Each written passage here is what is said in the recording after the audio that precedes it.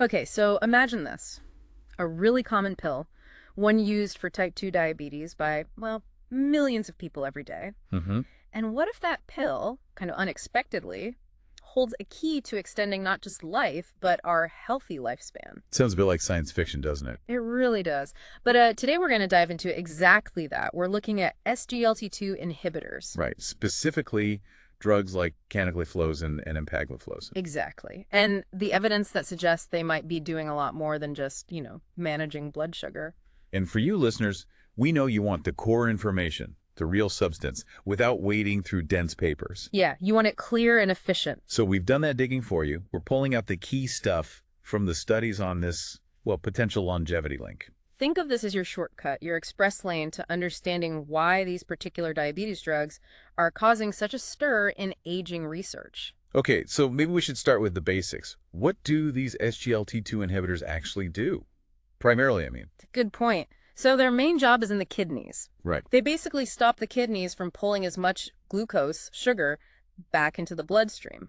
So more of it just gets flushed out. Exactly, leaves the body in urine. That's how they lower blood sugar in type 2 diabetes.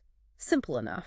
But, and this is the fascinating part, that simple action seems to trigger a whole cascade of other effects, downstream effects. And those effects are what's really catching the eye of people studying aging and longevity. It's pretty amazing, actually, how one mechanism can ripple outwards.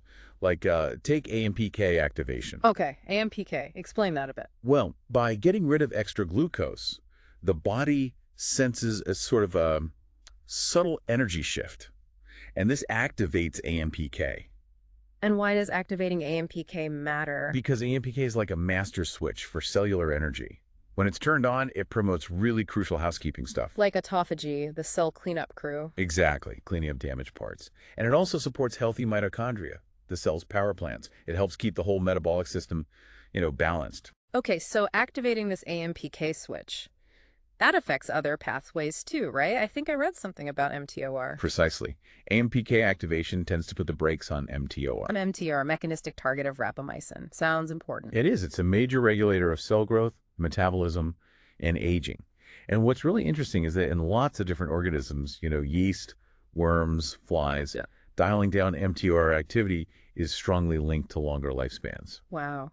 So the fact that these SGLT2 drugs might indirectly dampen mTOR through AMPK, that could be significant for aging. Potentially, yes.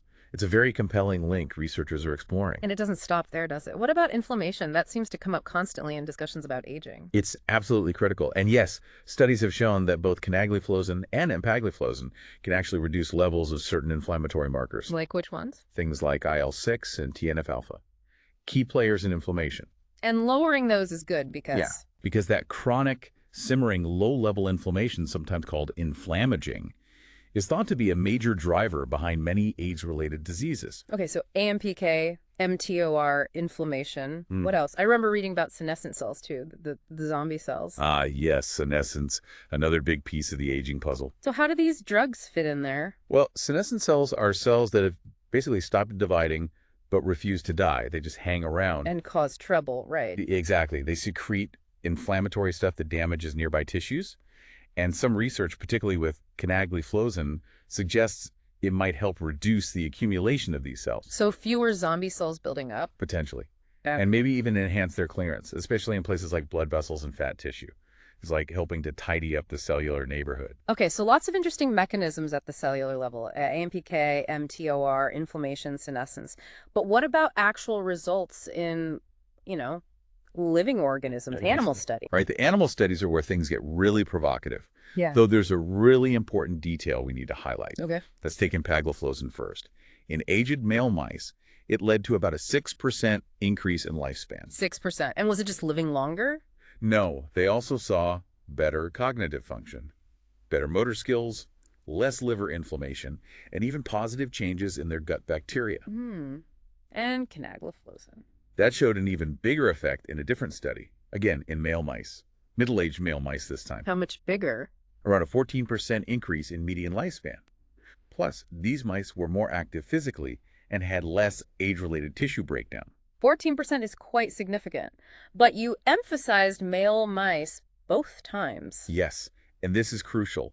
These kinds of lifespan benefits were generally not seen in the female mice in these specific studies. Wow. Okay, that is a striking difference. Why? Any ideas? That's the million-dollar question, really. It highlights how complex biology is. It could be hormonal differences, maybe metabolic pathway variations between sexes, or even how the drugs are processed differently. So we can't just assume it works the same for everyone? Absolutely not. It really underscores why we need to study sex differences carefully and be cautious extrapolating.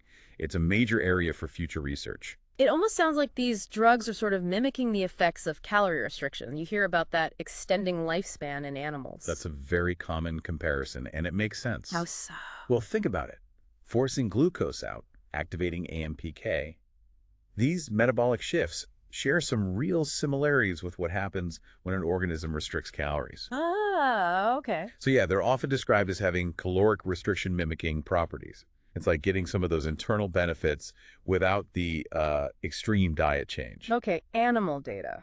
Interesting, promising, especially for males, but with that big asterisk about sex differences. What about humans? Obviously, we don't have studies showing people live 14% longer on these drugs yet. Correct. No direct human lifespan extension data.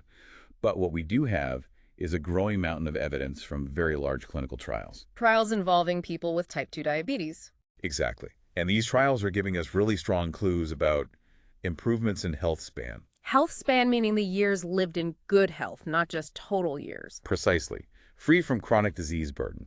So what are these health span indicators that are showing up in the human studies? Well, consistently, across multiple big trials, people with type 2 diabetes taking these SGLT2 inhibitors show significantly lower risks of developing heart failure. Okay, that's major. Huge. Also, slower progression of chronic kidney disease. Also very important. And, critically, a lower risk of dying from cardiovascular causes. So major improvements in heart and kidney health. Yes, and these are massive factors in healthy aging overall, better metabolic health, better cardiovascular health. It points towards a healthier aging process. And are we seeing those underlying mechanisms like reduced inflammation show up in human studies too? We are. Human studies also report reductions in those systemic inflammatory markers we mentioned, and reductions in oxidative stress as well. So even without the direct lifespan number, you piece together the better heart health, better kidney function, lower inflammation. It builds a compelling picture. It strongly suggests these drugs could be promoting a healthier trajectory as people age, even if we can't put a number on lifespan extension yet. Right, but we need balance. These aren't miracle drugs with no downsides. What are the potential side effects people should know about? Absolutely crucial to cover that.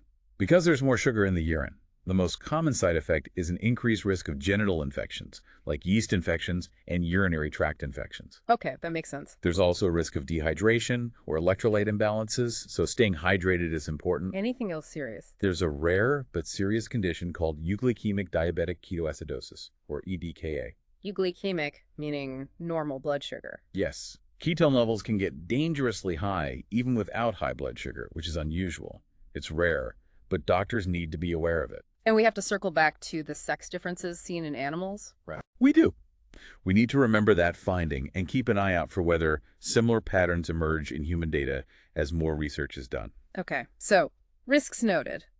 But looking back at the potential benefits discussed in the research. Yes, if you summarize the potential pros based on the science so far, you've got the improved blood sugar control and insulin sensitivity for diabetics, obviously. Primary purpose. Right.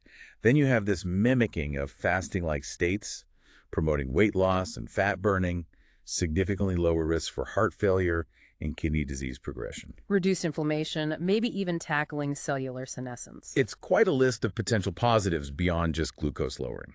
So if we were to boil it all down, what are the main takeaways for our listeners from this deep dive? I'd say point one. Yeah. These drugs, canagliflozin and empagliflozin, show real promise beyond diabetes. They seem to tap into fundamental aging pathways. Like AMPK and mTOR. Exactly. Point two. The animal studies are compelling, especially that lifespan expansion in male mice, though the sex difference is key. Right. And point three. While we don't have human lifespan proof yet, the evidence for improved health span markers, heart, kidney, inflammation is getting very strong. And for you listening, remember this field is moving fast. Really fast. We've tried to give you a clear snapshot based on current science. But there are still lots of questions, lots of ongoing research. Definitely. Which leads to maybe a final thought to leave you with.